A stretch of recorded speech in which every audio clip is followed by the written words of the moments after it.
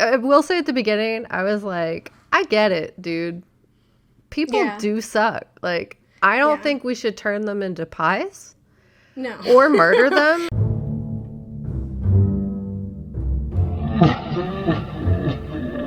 Hey, you, over there. Yeah? Guess what? What? You wanna talk spooky stuff? Okay. Hi, I'm Kay. And I am Gabe. You're a ghoul. Sure am. Wow, same. What brings you here next to me? I'm kinda over humanity. Yeah, people are trash. Just like our bodies. You know there's a lot to say about how media is made. Like there's a more to every story. Exactly. It's fascinating. We could make a show. A show? And we'll let everybody know. Use our brains. Brains. No, not to eat. To educate. Oh, okay. Yeah, I guess you could say we're the ghouls next door. Hi, I'm Gabe. And I'm Kat. And we're the ghouls, next door. My London. In London. Like, every time they say it, it's really funny. That's good. Welcome to our show. Yeah. Ghouls Next Door. Where we talk about spooky stuff. Specifically horror musicals for this series. Yes. We are the horror analysis podcast that explores the real life psychological historical reasonings behind our cinematic fears. And today we're talking about Sweeney Todd, the demon barber of Fleet Street, not Flint Street. Yeah, so we're going to talk about that, which is a wild film that I maybe I had seen and I didn't know, but I had songs from it on my iPod. Yeah, that sounds pretty accurate for young Gabe. Yeah, I had the Joanna song, and I had a few others, and I don't recall ever actually watching it, though, so... Although I watched, kind of look like Handsome Jack from Borderlands. So it's nice. But you look like Johnny Depp. I watched House of Wax, and I watched it like a million times in middle school because I had the DVD and we didn't have cable. And I was like, I don't remember any of this. It's like, oh, the whole town. Yeah, totally no, there's a lot of murder that took place. Wow, I forgot that the whole town was fake. Totally, I was a nice, pleasant surprise for like a horror movie, despite having seen it as many times as I did. So it's quite possible that I have seen Sweeney Todd and just like it didn't stick, which sounds real, and sounds like something like I probably would have watched like any, goth films, gothic. Angsty films and Tim Burton for sure, like growing up. Yeah. I mean, you found out about Repo from a pirate that did not work at the flea market. So it seems pretty spot on that you would have seen this movie in your teenage years. It just seems like that is on brand. Who knew who told me this time? I just found it myself. I wanted to be edgy. Yeah. And I was like, it's romance when he's like, I'll steal you. I was like, that's what love is. Problems. In that version of society where like women were property, you had to steal them. Mm-hmm. Otherwise you have to pay dowries and stuff. 100% what this film is, which I think is funny because the original text isn't the same that much, besides like there's a guy who's killing people and turning them into pies with his friend. It's FWB. And who knows? But the original text is just like, I'll get into it. But this one is very much like, it's real hard for women out there. Yeah. It's like what this whole thing is. It's like it ain't a good time at all. And it's super classism. I think that one of the reasons why I do enjoy it at all is because it's not an original, Tim Burton. It's actually based on lots of things and adaptation of adaptation. And so it's kind of great for that. So there's that. And I'm sure you listened to our episode last week with Roland talking about Nightmare Before Christmas. So you'll know our feelings on Tim Burton. So we're not going to get into that. Yeah. Just not. That's like a side topic that was covered in other things. So we're just going to focus on the fun cannibal murder. Serve it to your friends. Cannibal murder and classism and in the Industrial Revolution. It's going to be fun. Yeah. So why don't we dive in and get it done since we look so phenomenal. Absolutely, we do. Yes, you look wonderful. It's honestly very spot on. We did a good job this week. Yeah, I mean, it's fun when it's like so dramatic. It's easy to do these ridiculous art with our face because it's hard to not, like, you just look dead, honestly, which is the point, especially when you get to see Kat a little bit more and how dead she looks, because Sweeney Todd's supposed to look dead. Yeah, it's, we're dead inside. He's been through some stuff. So let me tell you about Sweeney Todd, the film, musical, which was the whole thing in and of itself. The fact that it's a film, and that's what it was advertised as. Anyway, Sweeney Todd, the infamous story of Benjamin Barker, aka Sweeney Todd, who sets up a barber shop in London, which is the basis for a sinister partnership with his fellow tenant, Mrs. Lovett. It's directed by Tim Burton, written by John Logan, who did the screenplay, Hugh Wheeler did the musical, and Christopher Bond, who did the musical adaptation. Yeah. That's what it is. So this film and the many other adaptations are based on a penny dreadful titled The String of Pearls, a Romance, or a domestic romance, or The Missing Sailor, or something. Like, there's like 20 names for this. But the one that's well known is A String of Pearls. Sweeney Todd, the Demon Barber of Fleet Street, is just one of many adaptations of this piece of work. Specifically, it was adapted from Stephen Sondheim's musical of the same name, which was one of Tim Burton's favorite musicals, and he really appreciated that take on the story, and so that's why he decided to adapt it for the screen. For people who want to know what a penny dreadful is, Kat is also going to go into it, but I'm going to dive a little bit as well in relation to like film as well. But a penny dreadful is a pejorative term for this form of literature that was cheap, entertaining serial literature that sold for a penny each. Despite their derogatory name, the books were quite popular due to their lurid, sensational subject matter. They generally told stories of murder and suspense. They were thrillers and really, like, absurd, too. We briefly covered Penny Dreadfuls in our Mary Shelley episode, so you can check that out to get a little more detail on them and, some of the famous stories that came from there. They were honestly, like, secretly desired, but in the public eye, they were scrutinized for their excessive violence and abuse, like abusive imagery, and just usually towards women or the underprivileged. Similar to Video Nasties, they quickly became cult favorites and have had a large impact on the horror genre, just from their nature of being, like, kind of pushing the envelope on a lot of things and just coming up against boundaries and just being like, whatever, we're gonna do what we want. The original text is violent and unnerving, and it plays into the public sphere at the time. Though it's sensational, the themes expressed in the story evolve beyond gore and guts for fun, but instead peels away layers of the society to reveal the fears underneath. Just like most Penny Dreadfuls, String of Pearls / Sweeney Todd, it featured murder and deceptions, but also featured those societal fears at the forefront. Some of those fears being, one, cannibalism. So the act of eating your own kind is pretty terrifying, especially when it's unintentional. That's one of the threads in which zombies are terrifying. There's, like, loss of individuality, representation of capitalism, all kinds of things. But it's also just on the the bare minimum is that you're going around, you're eating your neighbors and your loved ones. So that's like horror in itself.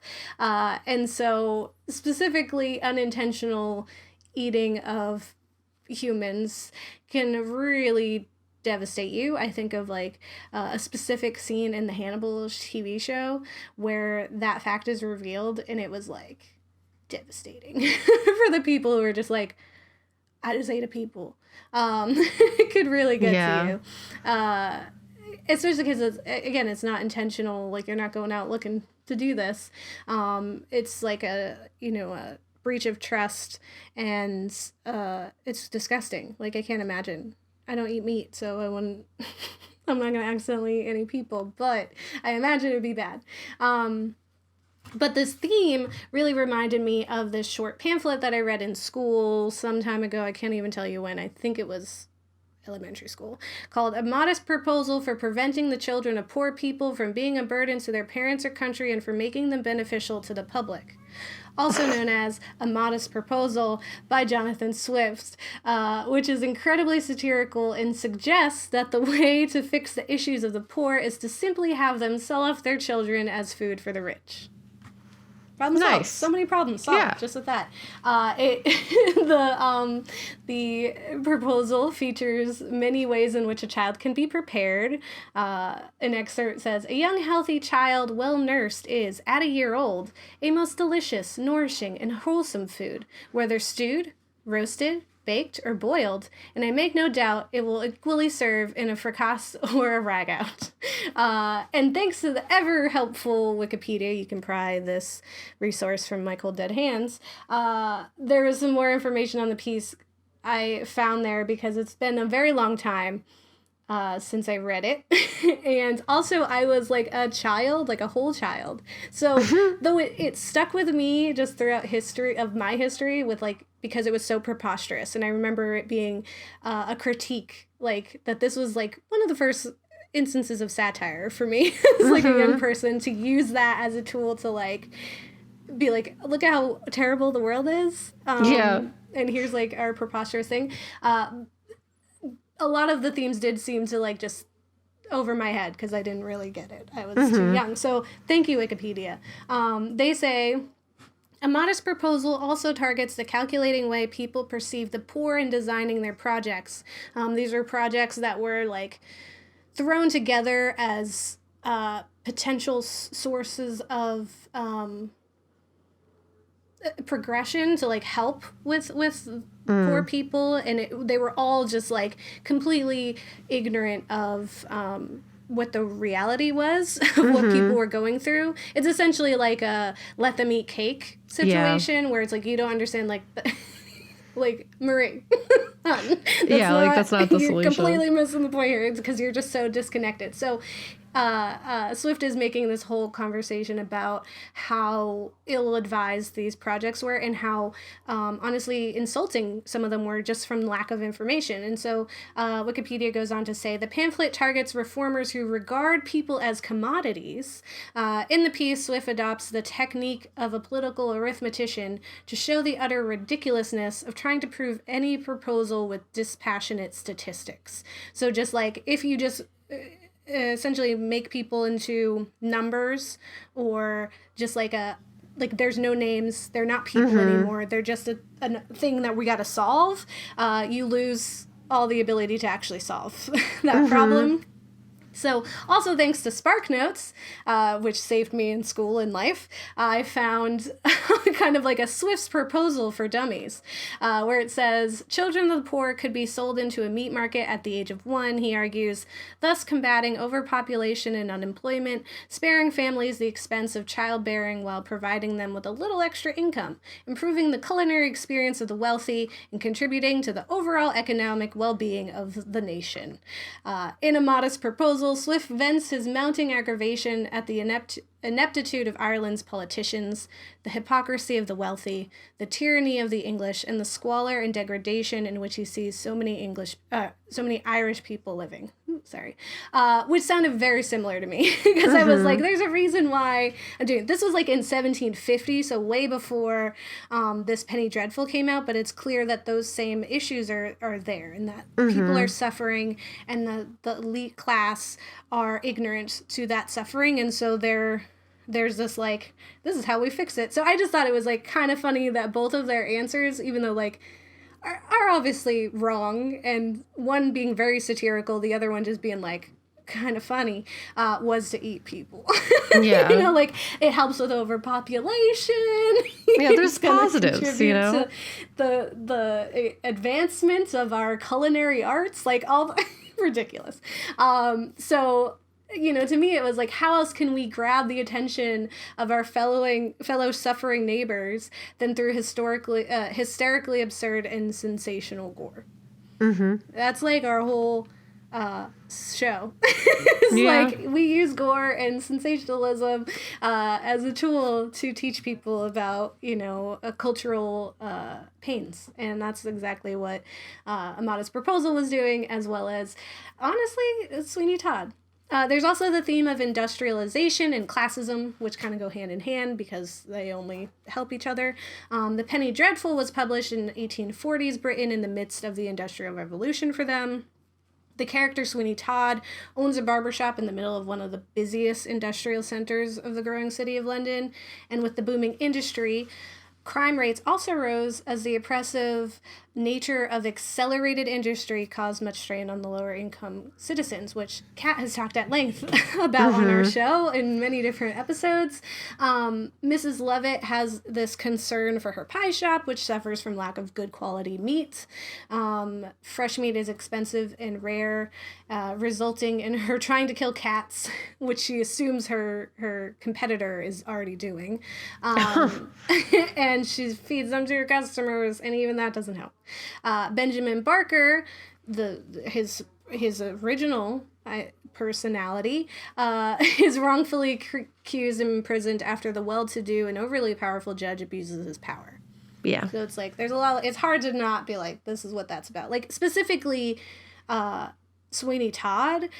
Because the Penny Dreadful is a little different. So in String of Pearls, there's a Colonel Jeffrey who, along with Joanna of the yellow hair, is investigating the disappearance of a sailor named Lieutenant Thornhill. Thornhill was supposed to gift Joanna a string of pearls given by her lover Mark, who is suspected to be lost at sea. Joanna goes undercover dressed as a boy. We see this in the film a little bit. Eventually, the truth comes to light that Todd's been killing folks and Mrs. Lovett's been cooking them into pies. And it turns out that Mark, the missing husband, or the suitor, has been imprisoned in the bake shop and forced to cook the people. And when the truth is revealed, he proclaims, "Ladies and gentlemen, I fear that what I'm going to say will spoil your appetites. But the truth is beautiful at all times, and I have to state that Mrs. Lovett's pies are made of human flesh." This is the first Soylent Green is people. So, again, another example of like, why don't we just eat people? It has so much problems. And it's, I would say that's a pretty different premise from what we're given in Sondheim's interpretation of this film, and this film. But like, there's still the basics in there. I think it's just gone a step forward into really digging into those themes, especially since Penny Dreadfuls were rather short, and were made to be more sensational than educational.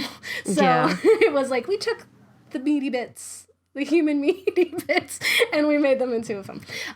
So now let's jump into the film specifically. All that whole time, just not even talking about the film. It wasn't marketed as a musical, which is a very odd decision, considering that the play, and I believe the film as well, is 80% sung.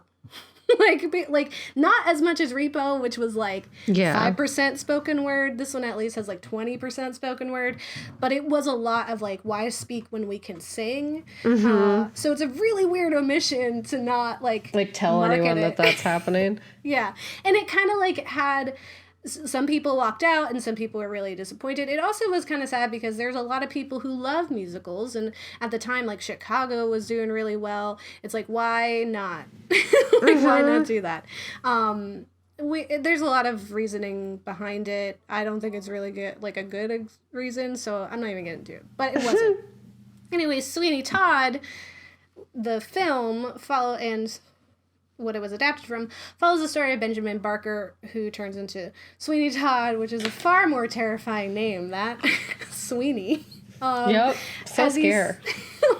Like, Todd, Mr. Todd. It was like, Barker is kind of scarier.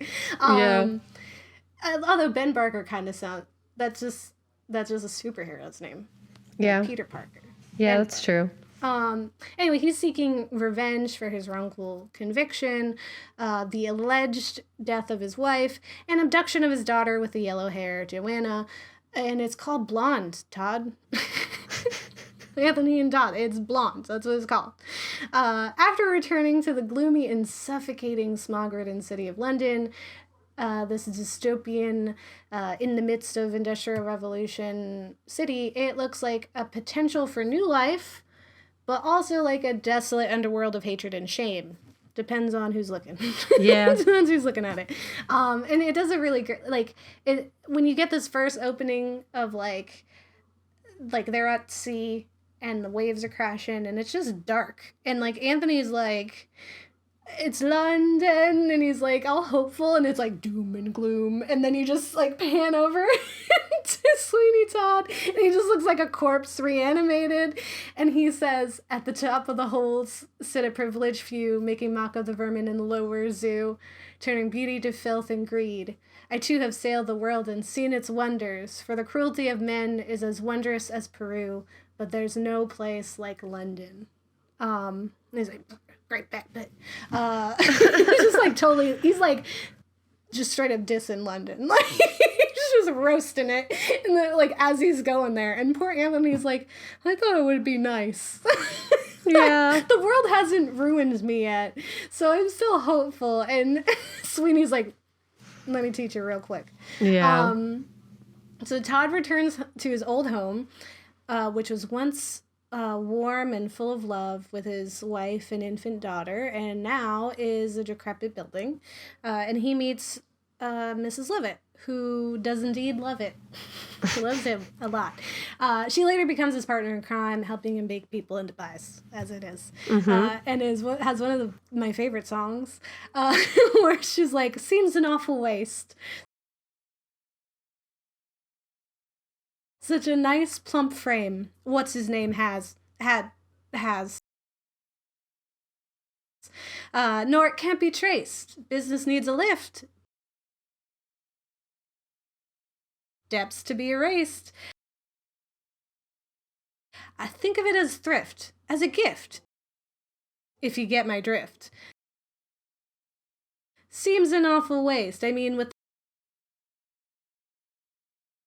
the price of meat, what it is, when you get it, if you get it, and he's like, ah! She's like, good, you got it. And then they're just talking about all the different ways, like all the different tastes of people outside the window. Like, try the priest. That's the name of that song. Mm-hmm. Do you have poet? So good, so good. I thought that was really funny for him to just be like, oh, right. Yeah, cannibalism. Did you get it? Meanwhile, the hopeful Anthony, who looked forward to the beauty of London, so disappointing, has fallen in love with a yellow-haired girl who's entrapped in the judge's house. And we've just learned that Turpin, the judge, stole Joanna as an infant, and soon it is explained that he wants to marry her. Big ew. Big ew. And he's like, the whole scene is just like, and when I asked her, surprisingly, she said no. Yeah, she wasn't like thrilled about marrying this whole man. That's and like she's like 15. Her dad. Yeah, right? Like what? Like he raised her from an infant. It's super bizarre. Like I guess it's so gross. It's gross more than it's bizarre. Like why are you like this? Yeah. Like Snape, why? Yeah, exactly. So Anthony decides to steal Joanna, and I would have went with Rescue, but this is a dreadful, and it was called a romance at the time. So perhaps the lyrics, though unsettling, can also be seen as sweet. This is the one that I had on my iPod that I remember, and it also comes through. One of the things about this musical that's so awesome is like there's a lot that went into it. Actually, a very large like musical, like the. I'm totally blanking on what they're called. No, like the performers. They had a lot of them. They had big bands, whatever it would be called. Orchestra. And they had like orchestra. They had like 6 violinists, and it was just like intense. Like, and because the film is mostly singing, there's a lot of like the blends of like songs being sung along each other and reprises all throughout of like the same song, similar to what we saw in Phantom of the Opera. Like it's pretty standard for being authentic in that way, and did it in a way that was not, it didn't feel forced or wrong. Like it felt really well. So Joanne, this one comes through, there's like a song where like Sweeney Todd is singing something sad, and he's singing about Joanna still. And he sings, "I'll steal you, Joanna, I'll steal you. Do they think that walls can hide you? Even now I'm at your window. I'm in the dark beside you." Like, dude, buried sweetly in your yellow hair. And he makes it sound like it's really nice, and it's not, because that's creepy. And it made me think of the song by Clay Aiken, which is you know, a time. He had a song which is essentially about him like watching a woman from afar. And being like a fly on the wall, like he could see her all the time. Oh yeah, I do remember that song. There was also another one that I can't remember, but there was like some song where it was like that, and my mom really liked it, and she was like, "Get me the CD." I was like, "Do you know what this song is saying?" Yeah. This song is about stalking a woman. Like, let's think about this, Mom. Let's put on our media analysis earphones and think about the lyrics of this song. And she was like, "No, I just want this CD, thank you." Which is just my life. Anyway, Yep. Then Judge Turpin, there he goes, pining after a woman who isn't his, and being really problematic about it. Yeah. Like, she belongs to me just because, like, sir. Yeah. It sounds about white. Anyway, he finds out about it and rushes Joanna off to a mental institution that's really just a storage facility for women who don't behave, as was appropriate of the time. Yep. Like, oh, you're being ornery, you're not just just doing what society says you should, like marrying this old man. So we gotta send you away and use your beautiful yellow hair that everyone wants to bury into as a wig for judges. Yeah. Anyway, all that seems minimal when we confront the horrors of the fact that Mr. Todd this whole time is butchering instead of barbering. Yep. And it's his fellow poor folk mostly. Like, I was like, one, is he ever not killing people? And there was there's like a montage where there's like one person who doesn't kill because his wife and kid were there, but I was like, he can't be killing everybody. Yeah, otherwise like house make business. Yeah. Yeah. And I was like, part of me is like, is he being strategic about it so that like he's killing the right people? But I don't think that's the case. Yeah. He's just killing for killing's sake because he's bad. He's a bad guy. Mrs. Lovett is feeding them right back into society by way of meat pie. Mm-hmm. Just helping society in the ways that they do. It's certainly horrific, and the film and musical has made such an impact on the musical world that it's been a boom for horror musicals. Like, it was like, oh, this is a really great musical, and so great that Tim Burton wants to make a film out of it. Like, that's crazy. And it just started, it showed that, like, horror specifically is a great, like, mix for musicals specifically, which is like similar to what our guest Angelina was saying, where it's both of them are representing this like intense and like heightens version of emotions. Like both of them are playing on those. So like with musicals, like you're singing your heart out. With horror, you're screaming your heart out. So it's a really natural blend, especially because both of them often are seeking to comment and critique the world around them as well, using entertainment to do that. So totally makes sense that this is a great blend, but it took something like this to do that. There's like light all up. I'm gonna go over here now. So So because of that, there are like musical stage productions booming. So there's anything from Evil Dead, the musical. That's real. Yeah, I believe it. Evil Dead musical to Beetlejuice. Yeah, are being made into musicals, and honestly, I love that. I think that's so cool. This film is very grungy and dirty, full of dread and phenomenal music. Like, it is quite like, it's not obviously K-12 because that was made to be just music, right? But it is really listenable even still, and like I said, a lot of production value went into just creating the songs and the production of it. Like, it's like a full-on like music, like it's just like so it's great to enjoy just that, but there are some humorous parts amidst the dread and forlorn scenes, like when Mrs. Lovett has her dream sequence for the future, and it featured her being really happy in all these different like scenarios, and Sweeney Todd's just like doom and gloom the entire time, like it doesn't ever change his face. He's just like, yeah, okay, whatever, lady. Make them into pies. I very clearly don't love you. It's ridiculous. Yeah. But overall, it's a decently good time. Though I do imagine that the play musical is even more phenomenal, and I would love to see it because I think it would be really fun. And if anything, this series has just made me feel like I really, really want to see more of those, like just see more musicals, like horror musicals specifically. Like we were in New York for Comic-Con, and I saw a billboards, ridiculous, of Little Shop of Horrors.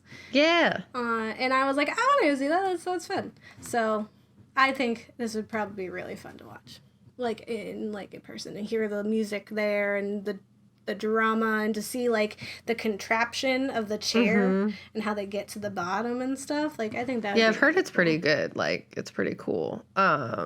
I've never seen it myself, like in terms of like on Broadway or anything, or like outside of, I think I saw the musical movie version in school because I was in shows, and they were like, you need to watch musicals that are movie now.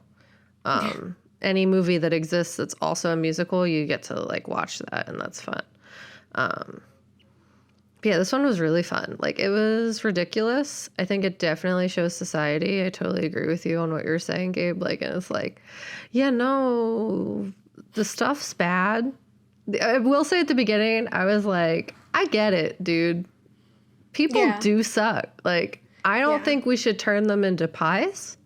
No. Or murder them, even. And not like, and it's not even the right people to be doing that too. Like, I get it. Yeah. And it's funny because he had the whole song where he was like, with my favorite lyrics in it, but when he was like going into it, he's like, everyone deserves to die. I deserve to die. That would be sweet release. We all want that. And it's like, not everyone, like there's the people who don't know. And I think even the ones who do know, who like still find hope, who are like, I don't want to like die though. Like, death is not the answer. Yeah. It's definitely like stripped of power. Yeah. For sure. And maybe like, you know, that we need a different way to handle that. But yeah, not making them into pies. Like, I understand, but it's definitely like that. Like, this is an extreme answer to many problems, but very obviously not the answer. And it sucks because it's like the answers that would be better serving and would be not as evil are just inaccessible for these people. Like, they can't do that. They can't overturn like this judge. Like, that judge has power over them. They can't get access to meat in a better way. Like, this is really the only answer. You're taking it out on the wrong people. 100%. And that judge, like, honestly, he sentenced that whole child. I don't even know what he's like. I don't even know what he did. He just, he deserves it. It's like, ultimately, aren't they kind of doing the same thing? Just like with different energy behind I want something, so because like, I mean, honestly, Sweeney Todd is acting as judge, jury, executioner, right? He's like dubbing everyone as, worthy of death, and that the judge was also doing that, except it wasn't so blanket, right? It was because he didn't sentence that entire child and he's like, I hope he did it, or actually I don't really care. He was literally like, it's a Monday, that part to be like, this guy's evil. He deserves it. Yeah, and I guess it's like kind of looking at any radical height, like one end thing. It's like you think you're doing a good thing. Sometimes it's not actually the good thing. Sometimes it's actually damaging. And it's like, I get that. Like, it seemed like it was like, I hate rich people. I want them to die. Like, and then he was like, okay, we're going to murder everybody. Cause you know, might as well. Everyone's trash. And then the judge's doing the same thing. So yeah. And Mrs. Lovett's like, maybe we should be strategical. Like, she was like kind of a voice of reason, even though she was like, let's turn people into pies. But she was very much just like, but certain people. Like, let's be, you know, like, we're going to do the priest because he's probably sketchy, you know? Like, we're not going to do this person because they're hard up as well. And don't kill my little child that I've adopted. I feel like team murder sets you up for that, though. Because it's like, if you're going to find someone who's, like, down for murder, they may be a little more down than you. And that's a risk. That's a risk. There's been many historical couples that murder. There's been many of them. They're real. They're out there. Yeah, I mean, I believe it. But I just feel like at least a tiny bit of it is like, one is like, that's not a bad idea. Yeah. And then they realize a line has been crossed, but then they don't know how to, like, broach that subject because they're very aware that the murder is taking place. So they could also be murdered. So it's like, geez. Yeah, right? Like, I thought this was going to be a fun time. It's not. Who saw that coming? Literally everyone. Literally everyone. She's maybe like, the guy I was murdering with killed me. Yeah, she ain't that great? Wasn't all, like, she wasn't completely in control of her faculties at that point, you know? She was not thinking logically. And also, like, thinking about the time period, it's not necessarily a good time for women in that, like, they didn't exactly... And she's a widow. She's got so it's a rock and a hard place at that point. But Gabe got into it, honestly, about, like, what Penny Dreadfuls are and what kind of, like, the story of Sweeney Todd was. Some of my section is dedicated to that, but I'm kind of going to scrap that and kind of just get into some fun facts that I found in regards to this. So as Gabe said, you know, this is in the 19th century. They did a great job playing on people's fears. It was based on The String of Pearls, a domestic romance created by Thomas Prest. And I was trying to find out if, like, there was, like, a real Sweeney Todd. Like, did that guy exist? Like, did the Benjamin Barker dude exist? Is it based on anything real? And an interesting fun fact that I'm not sure is true or not, but it was on the internet, so here we are. You can't lie on the internet. Yeah. I quoted Wikipedia earlier. You're allowed. Yeah. So I found something on historythings.com that was fun. It was written by someone named Hannah. They did not list their last name. I don't know if that bodes well. But it claims that there was a real barber in France that went into business with a local baker, similar to this situation, to boost their business. And this article is titled, Meet the 14th Century Barber Who Inspired Sweeney Todd. Specifically in the 14th century Paris, France, a baker who made meat pies thought that, like, brought people in from, like, all over France, like, all over Paris. And they were like, these meat pies are A1, 10 out of 10, would come here again. We don't care if they're humans. It's kind of like, honestly, the vibe. And so it was a very interesting situation because I guess this was happening enough that, like, people kind of suspected that the barber was sus. But they didn't, like, specifically seek to investigate them, which I found very interesting. It sounded as if there was a stray dog who was super interested in their bakery and the barbershop. And it was, like, trying to get in there. And it was apparently this man who now ran the barbershop had, like, run away and left his dog behind. And this dog found him at this barbershop, and the police were like, that's weird. That dog really wants to get in there. And they were investigating, trying to find the owner, and instead found the bones and remains of humans underneath of the barber and baker shops, and that found out that they had been in business together where, similar to the film, Sweeney was murdering, Baker was like, heck yeah. And they essentially made meat pies out of this because of the literal fact for 3 years. 3 years. 3 years. So many years of human being served on the streets of Paris. And apparently, like, it was as corrupt enough that, like, when they found out about this, there was enough people doing it, like a whole cannibalism town, essentially. They were kind of like in on it. They were like, it's good for business. Don't question it. Literally eat these people. It's fine. Because they had essentially been murdering tourists, people who were not from France, because they considered them easy targets, but essentially burned down multiple other buildings as well, because it had been like ingrained in the local population that like that was a thing that they were working together and benefiting from. The two men were burned at the stakes for their crimes, and because of the other people, their like businesses were burned as well. You can apparently visit the site in a Parisian police department motorcycle garage. Interesting. It is claimed, however, that this could be possible. Like, this happened in the 14th century, which was before the Penny Dreadful was written. But oftentimes, the people writing Penny Dreadfuls would like kind of look to local news and like read local papers to kind of get inspired for the stories that they were telling. And it's interesting because this story was very effective back then, but it was also very effective like today. Like, I think part of it is because of the big names, but also because, as Gabe was saying, there's like this intersection with horror and musicals and like horror and plays that like lended itself very well. And honestly, people don't give enough credit to like horror books, like as a media. So the Penny Dreadfuls were so popular because, one, they were a penny. They were available to like the working class population. There was like a growing increase in like literacy for the working class.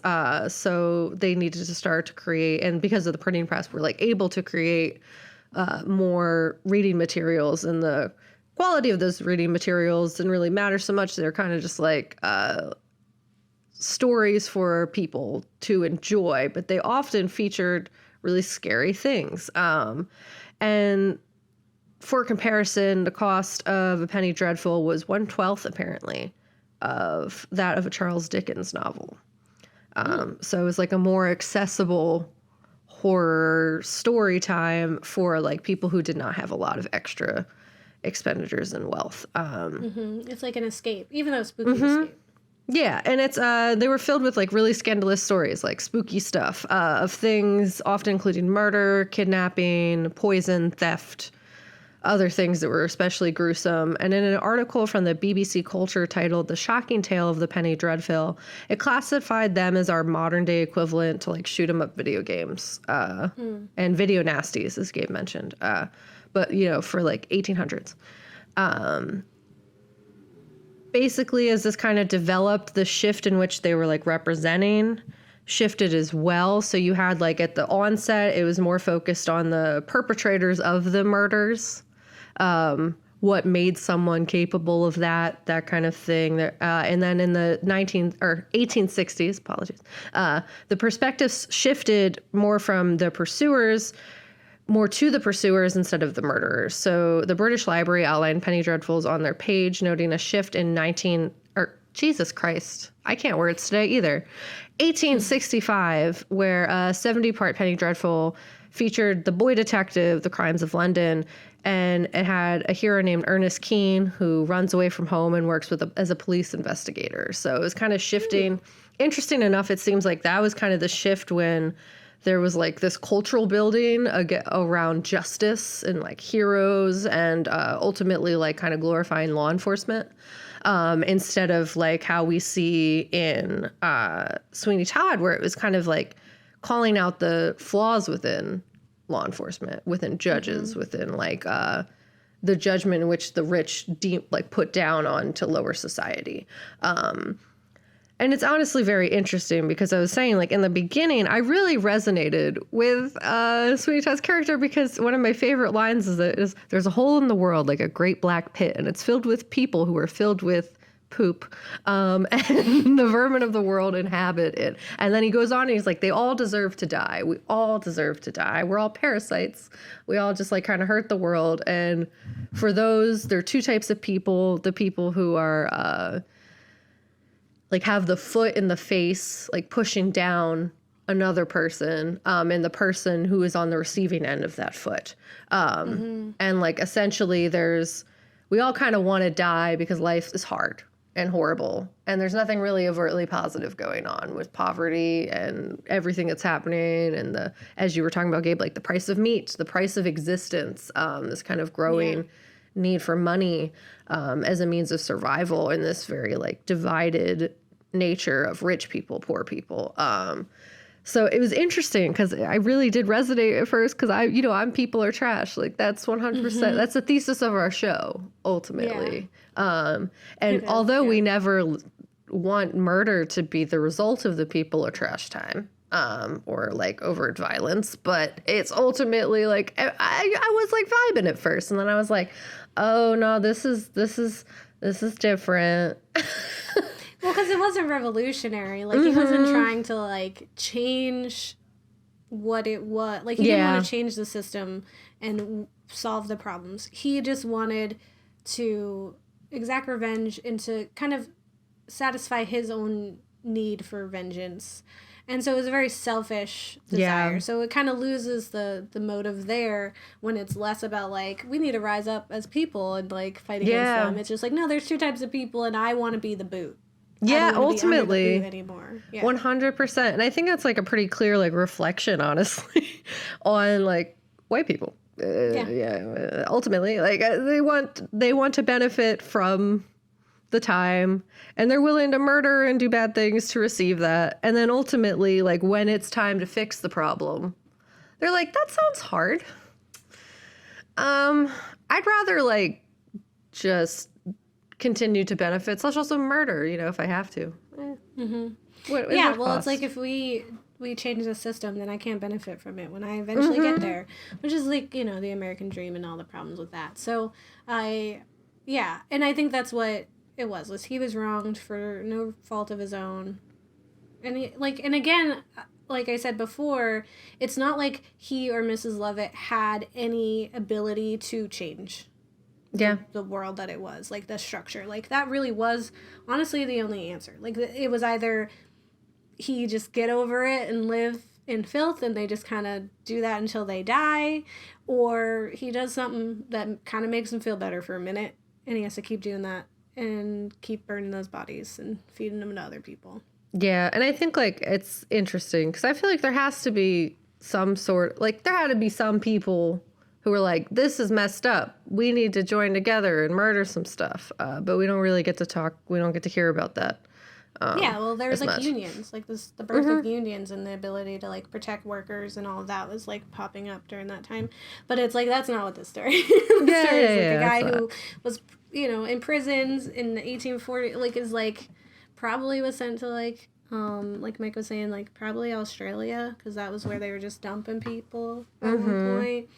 And he was just gone for forever, supposedly. Like, they thought he would be gone forever. He came back changed, and that's why his character looks dead. Honestly, he is. He like came back from the dead and is like out here just trying to feel something again, I guess. I don't know. I don't even know if that's the case. I don't think maybe that was the goal. And I know it's just like really interesting. I think, like, just the whole story, I think it definitely is still relevant today in the fact that we are within the society that we are. We actively are having, like, situations where, like, workers' rights are kind of coming into play, and the lack of them, rather. It was interesting because I was going through and I was really trying to find instances of restaurants. And I don't know, but like that's probably not where my focus should have been. But I was interested. I was like, there seems to be enough of a fear for this, specifically like oriented around like the trusting an institution that you pay money for to not wrong you. And I think like the representation of this film does like kind of showcase that, in that like this is instances where if you're going to a barber, this is like a time before electric razors, you couldn't get like a clean shave unless you had someone with a knife literally to your throat, and there's a vulnerability there. You have to trust that person not to decapitate you right there. So there's like that anxiety that kind of went behind it. But then there's also like this, instance of people are scared that the quality of the food that they're paying for, like in this, thinking of this time when like good food was not as readily available. And they started to try to like find, like restaurants were starting to become a thing. You had meat pies ultimately at these restaurants. So they're trying to like trust somebody with like providing them with sustenance. And I kind of figured there had to be more instances of restaurants serving human meat without people knowing about it or without consent. And there really weren't. Like they were like, that's a relief. Yeah, it's a relief. It might just not be on my Google. I don't know. I also think it's probably going to be like, Kat, what have you been Googling? That's weird. Yeah. Authorities are gonna come. Don't do that. But yeah, it was like, I really couldn't find anything, and that's definitely good. There were like one or two, which is too many, ultimately. But like, it was also like not in the places I would expect it to be. Because I don't know, it's like I would be like, I would not be shocked if it happened here. Wouldn't. Well, it's also like thinking of when food is so hard to come by and we have to like make do what's there, like with them feeding the cats. It makes me think of like Snowpiercer, where like the black pods or whatever they were eating were bugs. 100%. And it's like so disgusting to think like, oh, that's what it is. And it's because like, how else are we gonna feed you? Or like Soylent Greens, like we gotta do something. We're really desperate for food, and you don't have the resources, so we give them whatever. And that's like, you know, another conversation of like the food deserts of cities, and like how we don't have fresh food and gardens and the produce that could be affordable and easily accessible, and so we resort to food that's bad for us, and it's not other people or bugs, but it's still not good. And so it's just like, it's a natural fear to question what is given to you when you don't have a choice. Yeah, and that's ultimately, I guess, like why the seizing the means of production, which is like written about in a lot of the trying to break away from capitalism texts.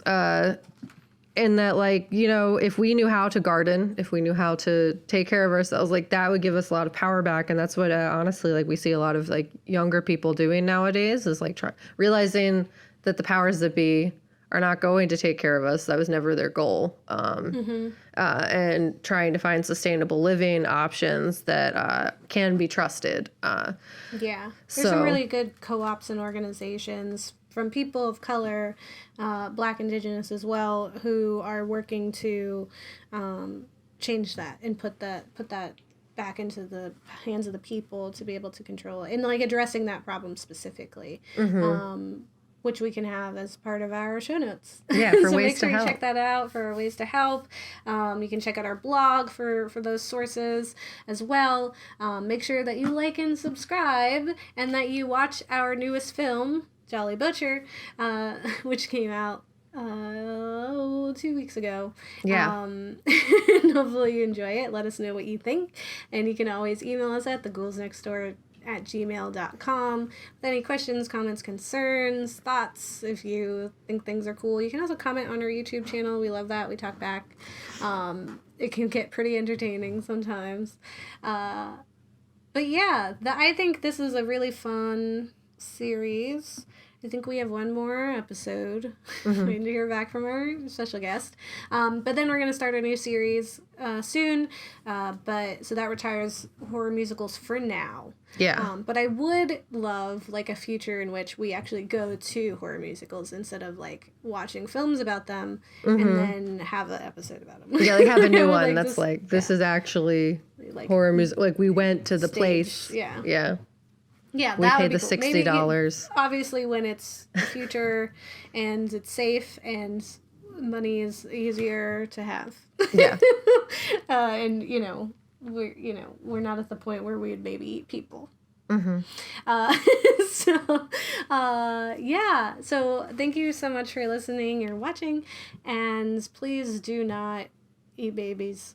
Yeah. Or full-grown humans or any in between, or the old ones. I know it's like reuse, recycle, whatever, but not people, okay? Yeah. Don't resort to cannibalism. Yeah. Think critically. Cannibalism. Going to stuff with your media analysis classes on. Media analysis headphones when you listen to songs that say stuff like, walls can't hide you, and I'm at your window. And don't be like, that's romance. Okay, Edward Cullen, I'm looking at you. I was sleeping. Don't come in here. Yeah. This is not a space welcome to you, God. Yeah, you gotta ask permission, dog. Yeah. Okay, well, don't get married. They'll eat your kids or serve them up on platters of meat pies. Silver platters. Yeah, this is a really they'll eat your kids episode. Yeah. Yeah. Huh, look at that. They'll eat you, your kids, whatever. Yeah, someone's gonna eat. Or your kids will eat you because they don't know you're in the pie. Yeah. Like Donner Party, they had to label them. Oh, God. So you wouldn't eat your own dad. Yeah, that was a time. Anyway. Okay. With that being said, bye. Yeah, bye.